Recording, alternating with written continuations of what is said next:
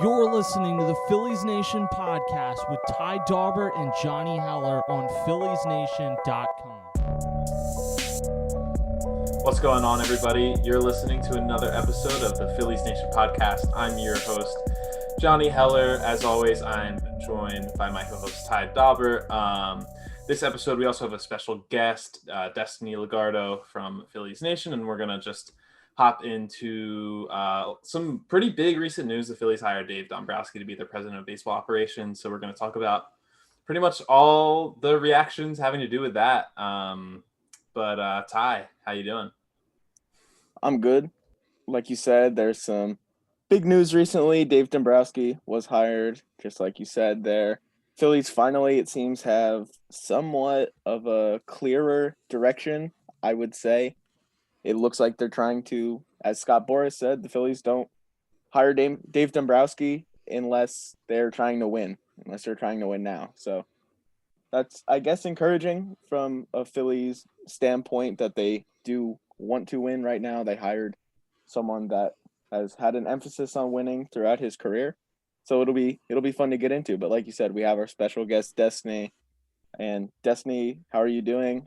What are just some of your initial thoughts on the hiring of Dave Dombrowski by the Phillies? I'm doing very well. I think the hiring is a pretty strong hire. Initially, I would admit I had a strong reaction to it. I kind of got caught into this idea that he gives away prospects and he kind of leaves your system in a not good spot. But when you apply a little bit of logic to it, the whole purpose of playing baseball is to win a championship at some point. I think the Phillies have a much better chance in the next few years with Dombrowski leading the way. Yeah, I mean, I think that's a good point, especially like in the context of where the Phillies are. Like they're coming out of a rebuild in which they didn't really do a great job of getting a lot of prospects and stuff. The farm system, I wouldn't say it's barren, but there's not a ton of high level prospects or anything.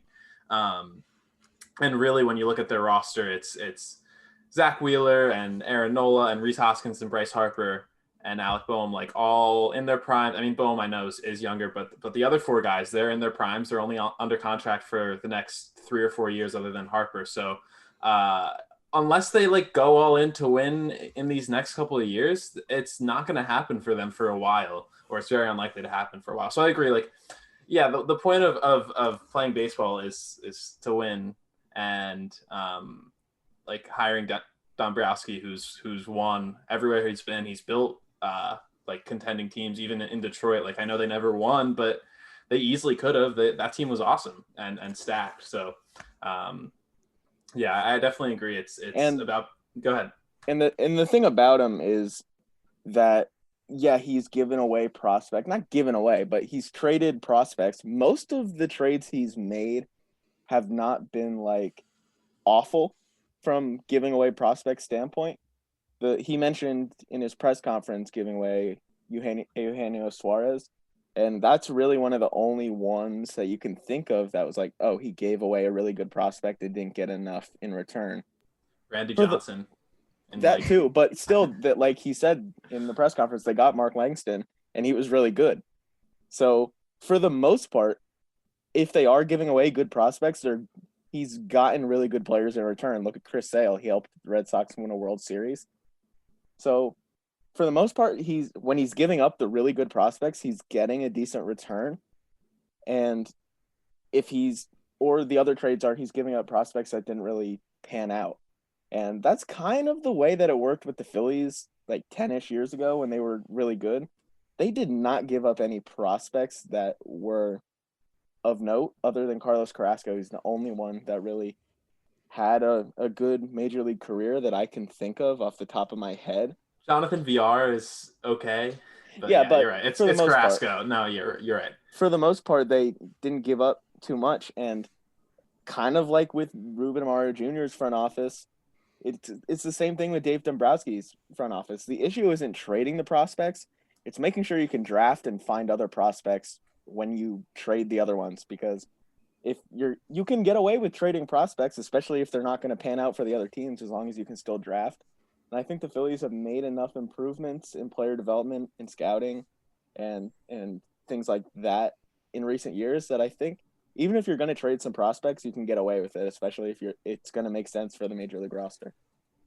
Yeah, a lot of people are kind of worried about Dombrowski's record with younger players. I know a lot of the beat writers are saying no matter who's hired, Brian Barber's in charge of scouting and drafting. So yeah, they won't completely, get rid of the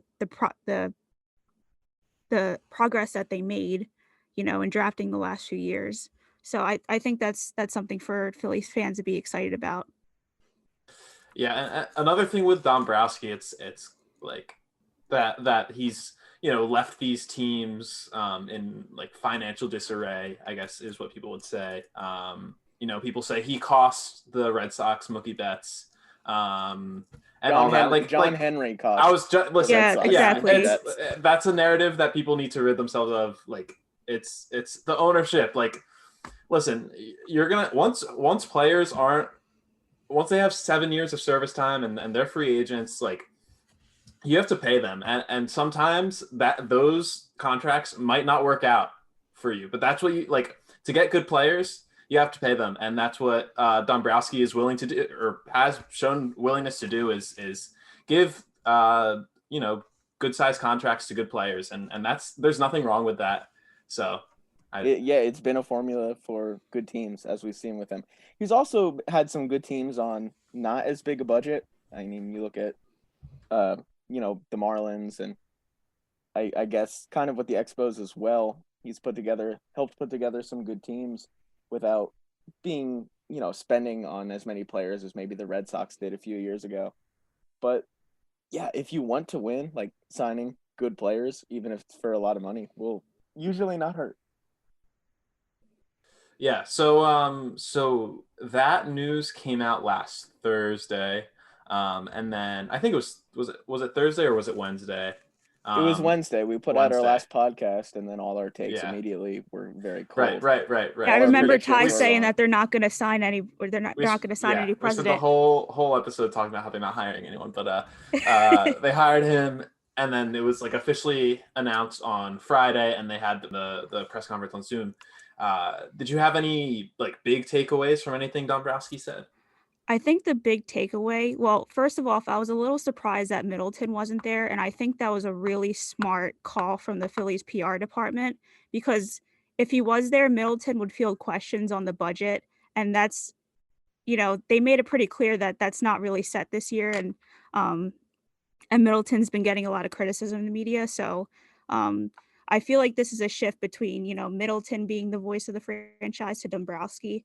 And I think that's pretty big, because Dombrowski's had a pretty long history of, being good at talking to the media and kind of having a concise message, kind of like with them hiring Joe Girardi. Like, you pay them a lot of money and part of it is, speaking to the media. But I would say, like, I guess that would be my biggest takeaway from that is it was very different from the Andy McPhail press conference. And there's a big reason why only the media saw that. And it's because it was a disaster and they wanted to show off Dombrowski. And obviously, he's a lot better at talking to the media than Andy McPhail. Yeah. One thing I know that Dombrowski talked about was the idea that the Phillies they're not one player away. They're not two players away from a championship level team. And that he said, they're not going to rebuild, but they're going to retool. So do you see that, like, how do you see that impacting this offseason and then, kind of manifesting over the next couple of years? I pretty much think that doesn't mean they're going to, trade their young prospects away for, a Francisco Lindor or a Nolan Arenado, even though that doesn't really make much sense. So I know you've been saying all along, they don't need to make any kind of trades to improve this team. They just need to spend a little more money to get the team to where they need to be in 2021. So I just think it pretty much signals that, a lot of people were worried that they weren't going to spend any money at all this season. I think they will.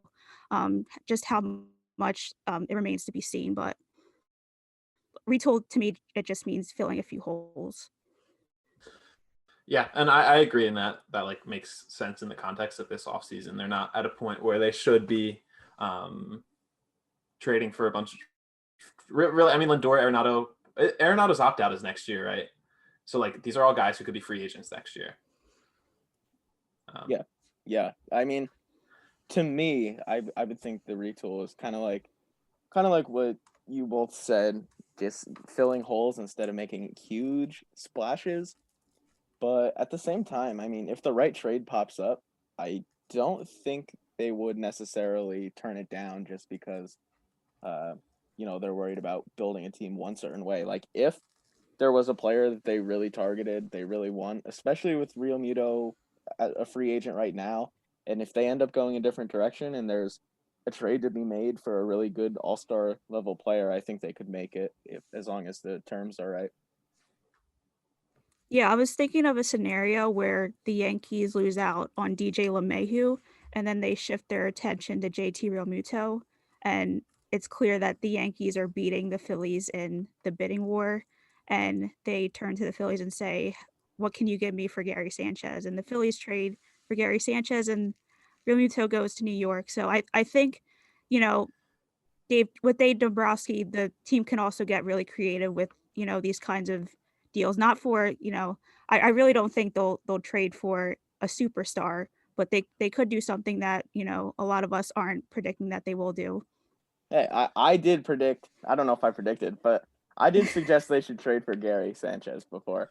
I think that would be really, really cool. He just hit an absolute tank in the Winter League, in the Dominican Winter League that I saw the other day. So it's looking like he's back. He hits the ball so hard, and I know he wasn't good last year, Gary, but his underlining numbers are pretty incredible. Yeah, he hits the ball just ridiculously hard. And he's not that bad defensively, but I think on this subject we should talk about the Mets signed James Mccann this week. So that means pretty much for the Phillies, if they don't sign JT Realmuto, I mean it's one thing if McCann's there because that would be the easy fallback, but they don't have that anymore. I think you can talk about Yadier Molina. I feel like he's going to go back to the Cardinals.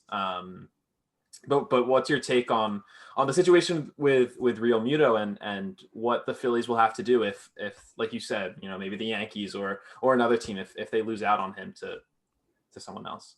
Well, Joe Girardi made it pretty clear in his press conference on Monday that the team only has one MLB ready catcher on the roster, and that's Andrew Knapp. So they're not gonna have Knapp and Marchand as the two catchers come opening day, whenever that is. So they're gonna have to sign a catcher, or they're gonna have to trade for a catcher. So yeah, my take is that once these second or third tier level catchers start, getting off the board, they're going to have to pursue Realmuto aggressively. And that can mean maybe even paying a little more than they would like, or we really don't know how this market is going to pan out. So, with that, the catcher market should probably move a little bit quicker after Mccann signing, and hopefully Realmuto's market starts to come to fruition after Mccann goes to the Mets. Yeah, and with Mccann, he was kind of like the obvious backup plan, like Johnny said. It kind of leaves, like, the ball is definitely in the Phillies' court right now. Like, it's up to them to make it happen because, they are obviously the team that makes the most sense for Realmuto. Like, that pairing just makes the most sense. They were together already. The Phillies, like you said, the manager believes they have one major league catcher in the organization right now. They need a catcher. Realmuto is really, really good, and he wants to get paid from somewhere. And the Phillies have the need for, one, his bat, and two, his defense and his ability to play a lot of games at catcher, because they don't have anyone that's probably ready to play a ton of games at catcher. So it just makes the most sense, and it's really up to them to get it done. Like, they made the trade, and I know, sunk cost fallacy. You don't want, just because you made the trade to get him doesn't mean you have to sign him at all costs or whatever. But it's really up to them. I think they know that they kind of need him at this point, and it's going to be up to them to just give him the contract that will get it done. Yeah, and I hate to rehash this again, but it really points to the failure. I know you talked about sunk costs and everything, but it points to the failure of before last offseason, them being unwilling to engage in extension talks because they didn't want to go over the luxury tax. Like, they wanted to wait to give him an extension. Like, who knows what they could have. I'm not saying they definitely could have signed him to an extension, but like, that thought process, if that ends up, that could either end up costing, him going elsewhere, or it could just end up costing them more money because, I feel like he has more leverage in this situation. Probably they, so, you guys have any other thoughts? I think having Dombrowski probably makes it a little more likely that they get Realmuto back. I mean, Dombrowski, obviously, like we said, he likes really good players, like star level players and all-stars, and he's liked acquiring them throughout his entire career for the most part. So I can't see him coming into Philadelphia and just being completely fine with JT Realmuto walking away from the Phillies. I think he's going to do whatever he can, trying to get John Middleton to sign off on whatever contract they'll need to give him. Yeah, that's a really good point. And I also think Middleton might also have, he might grant Dombrowski a little bit more money than he would if he kept Ned Rice, because he probably has a little more confidence in his ability to spend money the right way. So I do think with Dombrowski coming in, there's a better chance that they sign JT Realmuto. Yeah, I think I agree with that. And I know, like, when John Middleton spoke at the end of last season, he said he was asked about payroll, and he said, I don't know about fans and all this, and obviously we have no idea. There was news yesterday that the Major League Baseball is trying to push the season back, or the owners are trying to push the season back a month. But if there's a vaccine widely available and there can be fans in the stands, if they're confident about that being able to happen, I do think that could also potentially have an impact on Middleton's willingness to spend. But we'll see about that.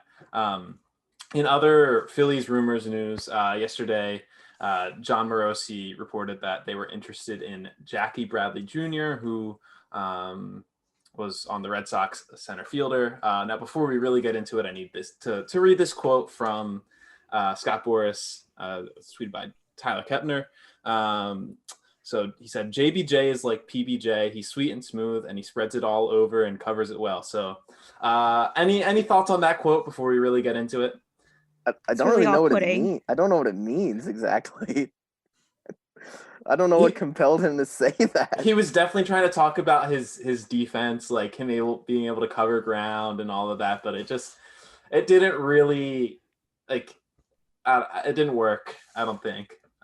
The greatest Boras moment is when Garrett Cole did not pitch Game 7 of the World Series. He was in the locker room postgame wearing the Boras Corporation hat when he was ready to become a free agent. That's the all-time Scott Boras moment right there. But his quotes are also up there. What did he called it? Harper's Bazaar or whatever. And then he was like, yeah, and he also might play first base if the Yankees are in on him. Maybe Harper can catch. He could play third base. He could play wherever. He caught in high school and college. So anyway, on Jackie Bradley Jr., obviously the Phillies have holes this season at catcher. They arguably have one at shortstop, and they have one maybe in center field. So obviously Adam Hazley and Roman Quinn played a lot of center field last year. Scott Kingery is probably actually better defensively than them at center field, obviously, but he struggled at the plate. So Destiny, do you see them like pursuing obviously they're interested in Bradley, but do you see them signing a center fielder and kind of pushing Quinn and Hazley to the bench, or maybe trading them, or how do you see this working out? I think it would be a good fit in Philadelphia. I'm not sure if they'll actually sign him. I think another team will probably be more willing to pay the money for him. But if they do sign him, I think it's a good indication where the Phillies' budget is. Because if you think about it, they have to rebuild a bullpen. They need a catcher. I think they need another infielder. They could use, some bench bats. They could use a four starter. And then, they also have a hole in center field. So it's a matter of with the budget they have, which holes do they fill? And I believe if they're willing to cut the budget, even by just, $10 million, they might forego signing a center fielder, because I think that should be probably the hole with the least priority to fill. So I do think if they pursue Jackie Bradley Jr. seriously, I think it's an indication that they're willing to spend a good amount of money this offseason. Yeah, I would agree there. The thing about Bradley is that he obviously played for Dave Dombrowski's team that won the World Series in 2018 with the Red Sox, and Dave Dombrowski also seems to have this kind of cool bit going where he'll just reacquire the same players that were good for him before. And I know like that's happened before, but there are some pretty big examples. I mean, he hired Jim Leland to manage a couple times. He traded for David Price with one team and then signed him with another. He acquired JD Martinez with the Tigers and then signed him with the Red Sox. Like maybe Miguel just Cabrera. Yeah, I don't know. Was he with the? I don't know if the timelines match up Right. with Florida, but I think that Cabrera was probably in the organization at the same time as Dombrowski. I don't know that for sure, but it just seems like, if there's a player he's familiar with and he knows they're good, he'll go get that player. So maybe he does the same with Jackie Bradley Jr. I think more, executives should do that. Just go get the best players that you already had before.